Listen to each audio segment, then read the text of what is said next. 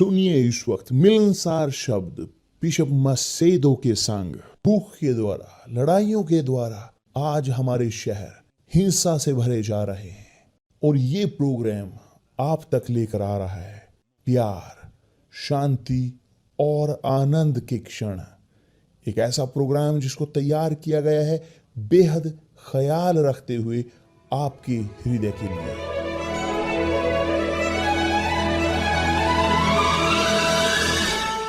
और अब आपके साथ मिलनसार शब्द बिशप मसेदो के।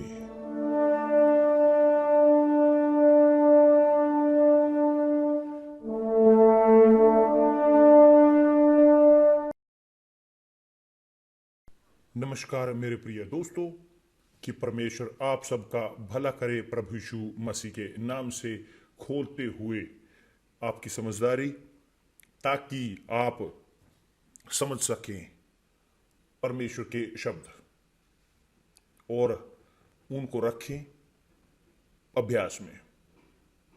यही है रहस्य विश्वास का। रहस्य विश्वास का ये नहीं है कि केवल आप जानकारी ग्रहण करें परमेश्वर के शब्दों की। जानना बाइबल यहां पॉइंट टू पॉइंट।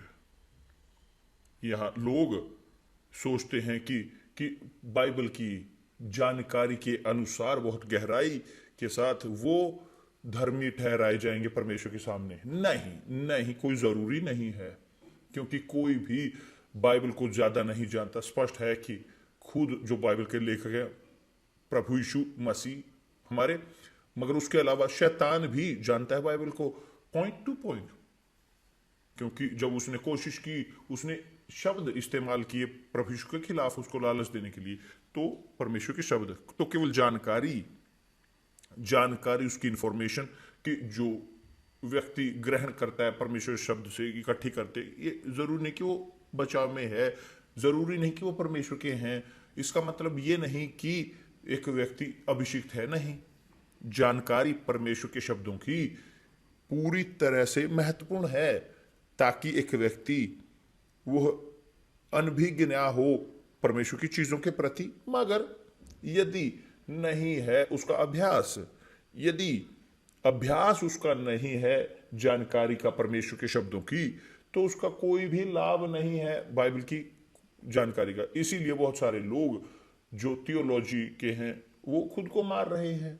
बहुत सारे थियोलॉजी के टीचर वो जानते हैं बहुत बढ़िया बाइबल को अच्छे तरीके से, वो मार रहे हैं खुद को। क्यों?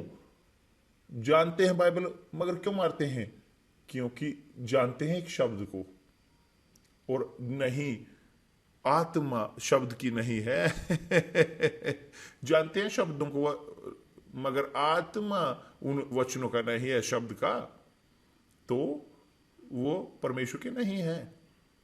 और जो हम यहां देखते हैं दाऊद, राजा दाऊद के बारे में, कि जो एक उदाहरण है क्लासिक, जो मानवता के लिए दिया गया है, साधारण, क्योंकि पूरी मानवता पापी है, पूरी मानवता वो पाप करते हैं। सब मनुष्य पाप करते हैं, अपनी गलतियां, अपनी उनकी कमजोरियां, गलतियां, सब कोई भी इसका एक्सेप्शन नहीं है। कोई ऐसा नहीं कोई शुद्ध सिद्ध और पवित्र हो जिसने पाप ना किया हो किसी भी प्रकार का। और जो अंतर पैदा करता है, यहां पर है जहां आपको समझने की जरूरत है, जो अंतर पैदा करता है वह है व्यवहार हर एक व्यक्ति का, कि जो बोलते हैं विश्वास करते हैं परमेश्वर में।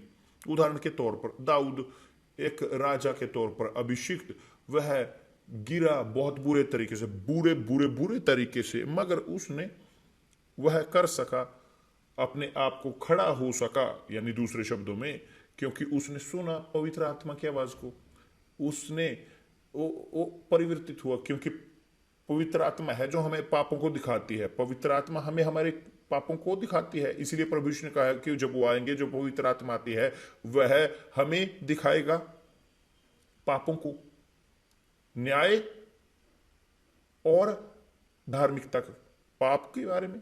और क्योंकि हम जो धरती का जो सबसे बड़ा पाप है कि वो पाप करते हैं जो है प्रभु यीशु पर विश्वास नहीं करते। तो विश्वास ये नहीं कि बाइबल को जानना, विश्वास है बाइबल का अभ्यास करना।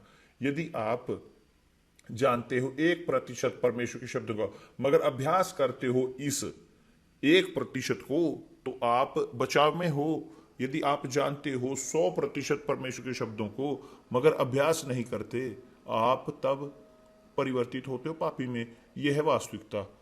और जो हम यहां दाऊद में देखते हैं कि वह पवित्र आत्मा द्वारा कन्विंस हुआ कि वह पाप में था, क्योंकि वो पाप में था तो वो बुरी तरह से गिरा, मगर दाऊद की महानता उसकी विनम्रता में थी। जी हाँ, वो विनम्र हुआ, उसने सुना परमेश्वर की आवाज को, उसने सुना पवित्र आत्मा की आवाज को कि बोला कि आपने वो किया है जो गलत है, आपने ये किया वो किया। और दाऊद ने तब उसी क्षण अपने पाप का खुलासा किया, सहमत हुआ नबी के साथ।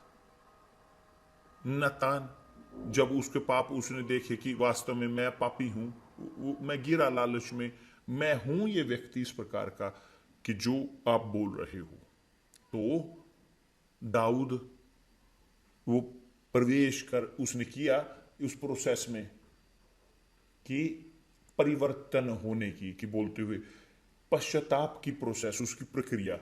जैसे हम बोलते आ रहे हैं पिछले सप्ताह से, पश्चाताप एक भावना नहीं है। भावना एक उसको भाव महसूस किया जाता है, भावना नहीं है। पश्चाताप एक एटीट्यूड है, एटीट्यूड कार्य। क्योंकि गुलाबनी की भावना आपको गलत लगे वो समाधान नहीं करेगा।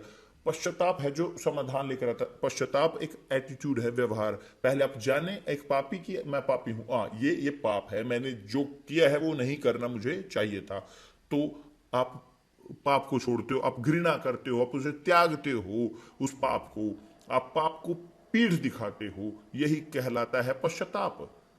तो दाऊद इस प्रार्थना में, भजन संहिता 51 हमें दिखाता है पूरी तरह से अपना एक ईमानदारी से पश्चाताप, वो दिखाता है पश्चाताप अपना। और उसने कहा है, हम बोल चुके हैं पिछले सप्ताह, कि मुझे हर्ष और आनंद की बातें सुना, कि वो जब पाप वहां हो तो वो नहीं दे सकते थे कि अपने किए हुए उद्धार का हर्ष मुझे फिर से दे, उसके विवेक में। तब उसने कहा, वचन 13 में देखिए, तब मैं अपराधियों को तेरा मार्ग सिखाऊंगा और पापी तेरी ओर फिरेंगे। कि तेरी ओर फिरेंगे, कि दूसरे शब्दों में जो हम इन दिनों में, पूरे दिनों में, यहाँ भजन संहिता के 51 के इस मेडिटेशन में दाऊद हमें सिखा रहा है, वो सिखा रहा है हम सब के लिए कि कैसे है कि परमेश्वर की ओर वापिस लौटना, क्या मतलब है पश्चाताप का। तो होने की जरूरत है कन्फेशन, ईमानदारी होनी चाहिए, शुद्धता होनी चाहिए कन्फेशन में, खुलासे में ईमानदारी, ताकि तब यह अनुभव कि जो उसके पास था, कि उसके गिराव का और उसके बचाव का, वह कर सके, दे सके दूसरे लोगों को भी, कि यही जो हुआ वह यहां भजन संहिता 51 इसने इसको दूसरे लोगों को दिया, सब हमें अपने अनुभव को। और यह बहुत ही शानदार है, क्योंकि उसने कहा है कि मुझे अपने हर्ष का, उद्धार का हर्ष मुझे फिर से दे, उद्धार का आत्मा मुझे दे, संभाल। तब अपराधियों को तेरा मार्ग कि जो यहां पर हम कर रहे हैं, भजन संहिता 51 जो दर्ज है, यह हमें सिखाता है परिवर्तित कराना। जी, बोलते हुए एक अनुभव व्यक्तिगत जो उसके पास परमेश्वर का था खुद का, तो परमेश्वर ने अनुमति दी इस सब की, ताकि वह दर्ज हो सके सब के लिए, कि जो गिरे, जो कमजोर हों, जो सब अपने आप को पाप के सामने झुका दें, और वो ताकि वो भी उनकी ओर वापस लौट सकें। चाहे आप इस प्रकार की रचना हो, इनमें से एक कि जो यहाँ है, इन क्षणों सुन रहे हैं संदेश को, भजन संहिता 51 और इच्छा रखते हो वास्तव में परमेश्वर की ओर, परमेश्वर तैयार है आपके पुकार को सुनने के लिए, मगर आपको दिखाने की जरूरत है। यही दाऊद की आत्मा की पूरी तरह से समर्पण, पूरी तरह से अपनी ईमानदारी के साथ, शुद्धता के साथ, यही परमेश्वर चाहते हैं।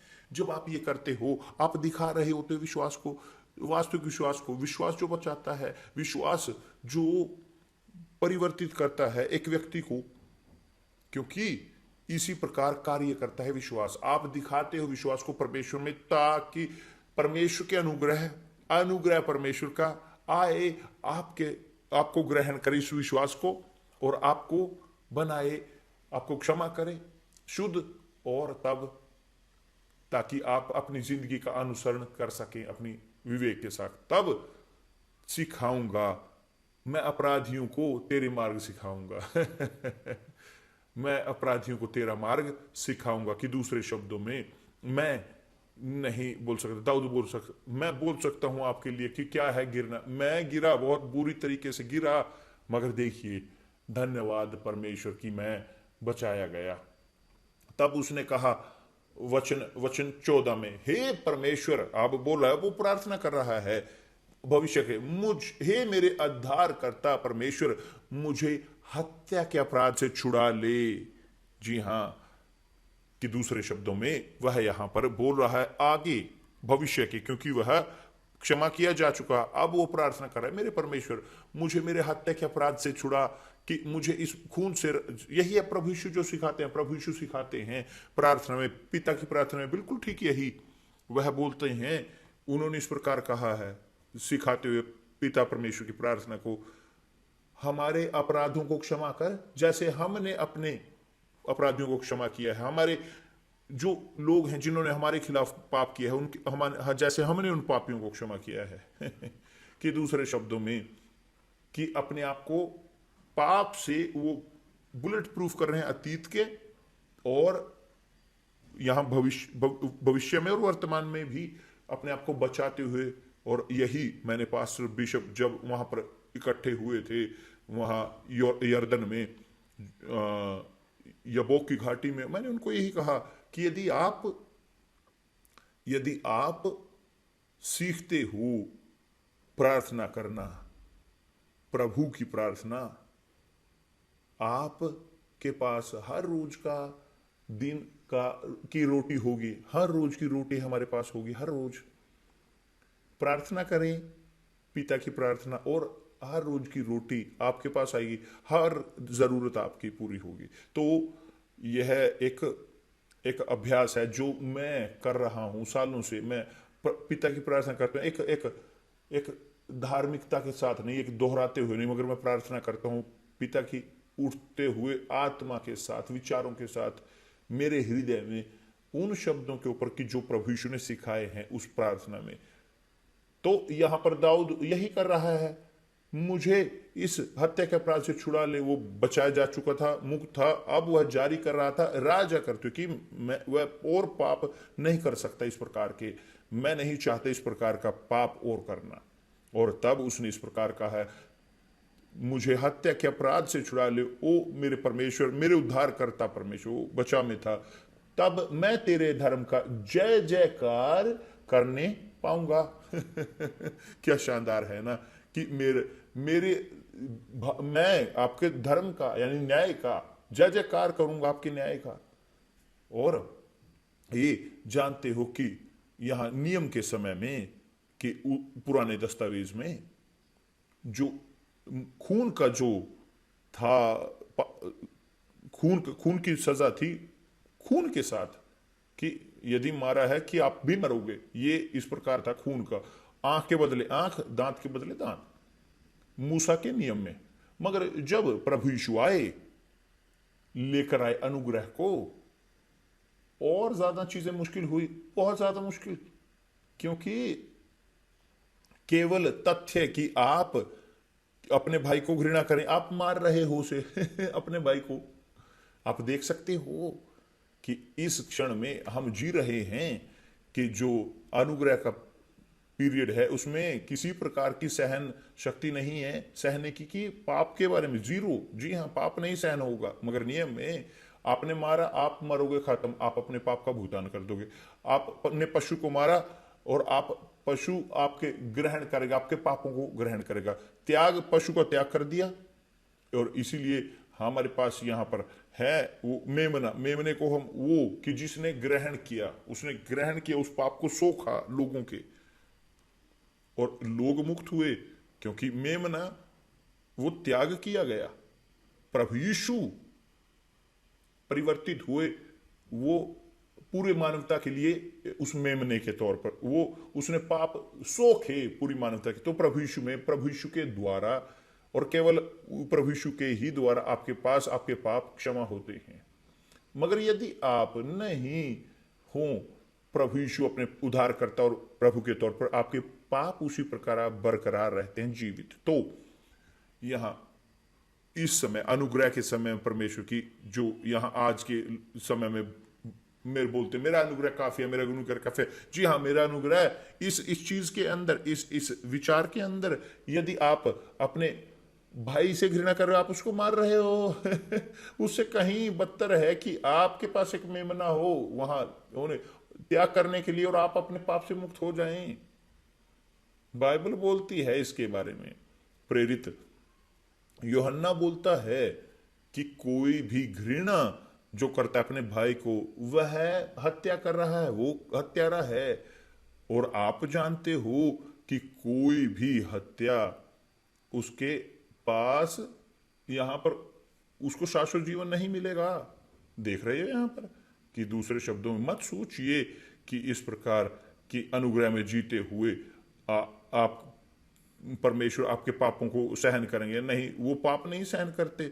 यदि आप तथ्य ये है कि अगर आप किसी को घृणा करते हो, घृणा अपने भाई को किसी भी, तो आप हत्यारे हो या हत्यारे।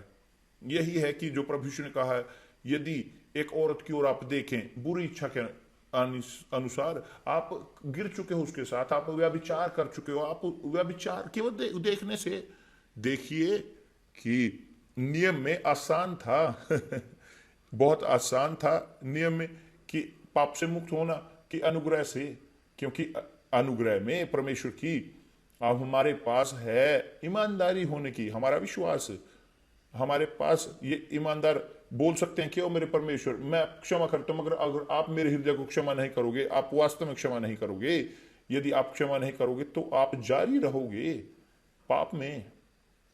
ये अनुग्रह में है।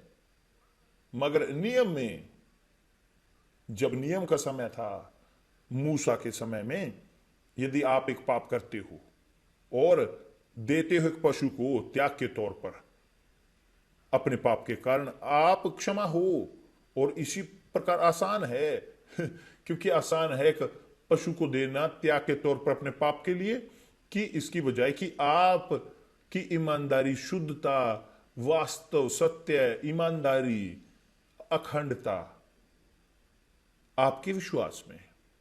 क्योंकि विश्वास आसान इस प्रकार ने, जैसे बहुत सारे लोग बोलते हैं जिन्हें लगता है उनके अंदर इसको ईमानदारी होने की जरूरत है, और यही बहुत ज्यादा मुश्किल है जिसका अस्तित्व है कि चर्चों के अंदर, विशेष तौर पर चर्च सुसमाचार की, वो है ईमानदारी।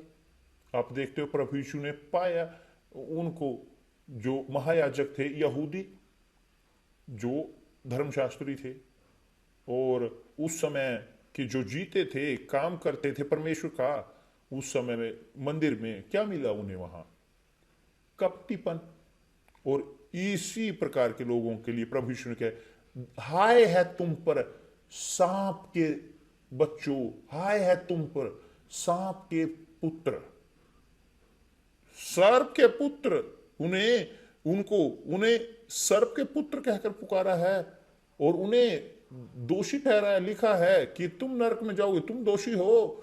वो दोषी ठहर चुके थे। तो ये नहीं है कि वो वहां महायाजक हैं तो वो ऑफिशियल हैं मंदिर के अंदर, कि वो मुक्त हैं पाप से, नरक के। नहीं, वो ढो रहे थे अपने अंदर और भी बड़ा पाप, क्योंकि वो करते थे अपनी भेंट झूठी सोचते हुए कि वो परमेश्वर की यहां पर महिमान्वित कर रहे हैं। तो यीशु समाचार की चर्च के अंदर बहुत सारे लोग हैं, इस प्रकार की कपटीपन है। बहुत सारे लोग हैं जो बोलते हैं कि परमेश्वर परिवर्तित हैं, मसीही हैं, मगर घृणा करते हैं अपने भाई से। घृणा है, अंदर ईर्ष्या है, अपना बचा कर रखते हैं इत्यादि। और तथ्य ये घृणा करने का भाई को ये काफी है कि होने का कि मृत्यु के दोष शाश्वत। क्योंकि यहां पर ये लिखा है कि कोई भी जो अपने भाई से घृणा करता है वो हत्यारा है। और आप इसको अच्छे से जानते हो। आप जानते हो कि एक जिंदगी वो उसमें शाश्वत जीवन नहीं ग्रहण कर सकते। पहला यूहन्ना अध्याय 3 वचन 15। तो मेरे दोस्त, दाऊद हमें ये सिखाता है कि कैसे प्रभु की ओर लौटा जाए। भजन संहिता 51, कैसे रखा जाए वेदी के ऊपर, कैसे समर्पण किया जाए वास्तव में। क्योंकि परमेश्वर आत्मा है और जानते हैं विचारों को, हमारे इच्छाओं को। वह जानते हैं हमारे विचारों को, वो जानते हैं हमारी गहराइयों को। हम प्रत्येक में कोई लाभ नहीं है कि मैं बोलूं आपके लिए एक चीज मगर अंदर मेरे अंदर कोई और चीज हो अलग, कि जो परमेश्वर को अप्रसन्न करती है। मैं छुपा नहीं सकता मेरी भावनाओं को, मेरी गहराइयों को, मेरे विचारों को परमेश्वर से। मैं छुपा सकते हैं सब पूरे संसार से, मगर परमेश्वर से नहीं। ये बहुत बढ़िया है ना कि जब एक व्यक्ति ईमानदार होता है, वो फ्रैंक है, पारदर्शी है, जब एक व्यक्ति नहीं इस्तेमाल करता अपने आर्टिफिशियल चीज़ों को, अपनी बुद्धिमानी को कोशिश करने के लिए अपने आप को धर्मी ठहराने की, और रखे यहाँ साफ शुद्ध प्लेट परमेश्वर के सामने, क्या मैं इस प्रकार हूँ, मैं ये हूँ, मैं ये हूँ, ये हूँ, वो हूँ, तो वो ग्रहण करते हैं परमेश्वर के क्षमा को, विश्वास को दर्शाते हैं। वो दिखाते हैं विश्वास अभ्यास से भरा हुआ, एक विश्वास कि जो बचाता है। क्योंकि वो रख रहे होते हैं अपनी पूरी जिंदगी को उसके शब्दों में। दाऊद ने रखा अपनी आत्मा को, अपने हृदय को इस भजन संहिता 51 में। भजन संहिता की मोक्ष का भजन कि जो सिखाता है हमें लौटना परमेश्वर के साथ सहभागिता में, सर्वश्रेष्ठ सर्वोत्तम, बेहद महत्वपूर्ण है ये यहां। और उसके बाद उसने कहा है कि हे प्रभु मेरा मुंह खोल दे, तब मैं तेरा गुणानुवाद कर सकूंगा। मेरा मुंह खोल, मेरे होठों को चला, मेरे मुंह को मेरे विचारों के द्वारा वास्तव में, कि जो यहां पर जुड़े हुए हैं, कि मेरा मुंह खोल तब मैं तेरा गुणानुवाद कर सकूंगा। क्योंकि तू मेल बलि से, त्याग से प्रसन्न नहीं होता, नहीं तो मैं देता। वह राजा था, उसके पास सब कुछ था, सब पशु उसके पास थे, तो दे सकता था कुछ भी, सब पशु को दे सकता था कि परमेश्वर के लिए, और मुक्त हो सकता था अपने पापों से। मगर नहीं, कोई भी पशु नहीं कर सकता या हो सकता था उसकी मृत्यु, उसका त्याग, जो उसके सक्षम हो सकता पाप को दाऊद के दूर करने में। क्योंकि वो पाप उसकी आत्मा में उसने किया था, उसके हृदय में, तो उसे करने की जरूरत थी, बाहर निकालने के अपने पापों को परमेश्वर के सामने। ओ मेरे परमेश्वर, वास्तव में मैंने ये किया, मैंने वो किया। मगर परमेश्वर ने, जीवित परमेश्वर ने उसकी ईमानदारी को देखा, जो हमारे बीच में भी उदाहरण के तौर पर होते। बहुत सारे पास्टर जो जाते हैं, बहुत सारे असिस्टेंट, बहुत सारे मेंबर, बहुत सारे बिशप, पत्नियां इत्यादि जाते हैं, क्योंकि उनके हमारे साथ थे, मगर हमारे साथ वो नहीं थे। वह थे केवल प्रेजेंट फिजिकल तौर पर हमारे अंदर, मगर आध्यात्मिक तौर पर वो जी रहे थे कहीं और। मगर वो जो दिखाते हैं पाप को, वो नहीं जानते, मानते नहीं हैं। वो अपने आप को, खुद को, अपने पाप को बचाने की कोशिश करते हैं, अपने आप को, खुद को कोशिश करते हैं अपने आप को धर्मी ठहराते हुए। और कैसे हम जानते हैं कि जब एक व्यक्ति पाप में है, उनके पास कॉन्शियस है, जो और जो वो नहीं चाहते, उनके पास आत्मा नहीं है पास करने के लिए, लोगों के पास, वो लोगों को जरूरत है आत्मा की, उन्हें आत्मा चाहिए शब्द से कहीं ज्यादा, सिखाने से कहीं ज्यादा। यदि मैं केवल शब्द पास करूं, वचन शब्द लोगों को, क्योंकि मैं नहीं कर रहा हूं मेरे काम को वास्तव में सही तरीके से, मुझे आत्मा देने की जरूरत है। आत्मा जो परमेश्वर ने मुझे दिया है, यही है जो हमें देने की, वही को हमें खोजने की जरूरत है लोगों को देने के लिए। तो परमेश्वर नहीं चाहते थे पशुओं के त्याग को, परमेश्वर चाहते थे त्याग हृदय के उसके।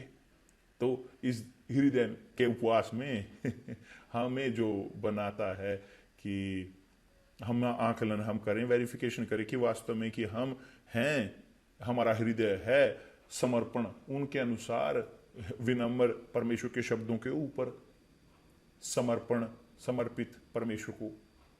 और यही है जो होने की जरूरत है। यदि एक व्यक्ति पूछे, बिशप मैं चाहता हूं कि कैसे मैं हृदय को समर्पित करूं, क्या आप सबसे ज्यादा पसंद करते हो अपनी जिंदगी में, कहाँ है आपका हृदय है सबसे ज्यादा फिक्स है, जुड़ा हुआ, डेटिंग में, आपके अपने दुल्हन दूल्हे में, आपकी शादी में, आपकी खुद के योजनाओं में, आपके व्यक्तिगत सपनों में।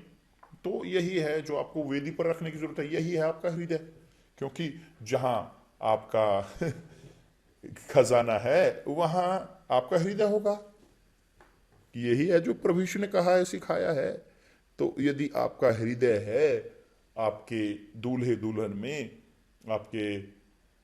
आपकी रेपुटेशन में, आपका एक हृदय है आपकी व्यर्थताओं में, आपकी हृदय है चीजों में संसार की, तो आपको इसे वेदी पर रखने की जरूरत है। क्योंकि अभी आप नहीं जानते यीशु को, अभी नहीं जानते यीशु को। यहां तक कि आप के पास, आपने सुना होगा उनके बारे में, आपके पास बहुत बड़ी जानकारी हो सकती है, कहानी उनकी, मगर नहीं जानते व्यक्तिगत तौर पर। और यही केवल तभी संभव है जब एक व्यक्ति पवित्र आत्मा को ग्रहण करता है। ये केवल तभी है कि जब एक पवित्र आत्मा उनके पास होता है, जो समर्पित उन्हें दिखाते हैं परमेश्वर को, जब अपने वास्तव में हृदय को वो करते हैं वास्तव में। क्योंकि तब हृदय उनका विनम्र होता है, समर्पित खुद परमेश्वर के सामने, कि जैसे केस था दाऊद का। तो उसने कहा है कि इस प्रकार, क्योंकि तू होम बलि से, मेल बलि से प्रसन्न नहीं होता, नहीं तुम्हें देता, होम बलि से भी तू प्रसन्न नहीं होता।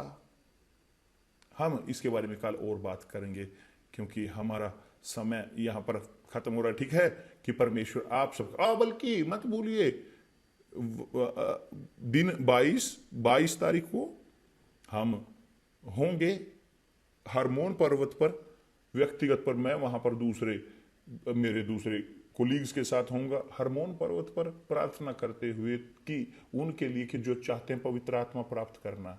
हम ट्रांसमिट करेंगे इस प्रार्थना को, इस पुकार को हरमोन पर्वत से, ताकि सब लोग कि जो इच्छा करते हैं जीना एक जिंदगी परमेश्वर के अनुसार, कि जो समर्पण करना चाहते हैं अपने हृदय का, अपनी जिंदगी का, अपने भविष्य को, जो अपने आप को चाहते हैं सब पूरे अपना भविष्य समर्पित करना, रखना, वेदी के ऊपर रखना, वहां पर परिवर्तन का वो पर्वत हरमोन, वहां पर हम होंगे। वो शुद्धिकरण का दिन होगा। आप शुद्ध होंगे अपने जिंदगी में हिस्सब से, जूफा आप शुद्ध किए जाओगे। कि किसी भी चर्च में, कि जैसे जैसे बोला है दाऊद ने कि जूफा मुझे शुद्ध करता है, हम शुद्ध कर रहे होंगे कि जो विश्वास में होंगे। और 22 तारीख यहाँ अगस्त, यहाँ पर 21 तारीख को ये दनियाल का उपवास खत्म होगा। तो पूरे यूनिवर्सल चर्च के लोगों के सबका शुद्धिकरण होगा, जब सब, न केवल यूनिवर्सल चर्च, सब जो विश्वास करते हैं, विश्वास जो लोग करते हैं। तो इस दिन हम होंगे करते हुए प्रार्थना आपके लिए। पवित्र आत्मा परमेश्वर आप सबका भला करे। आमीन।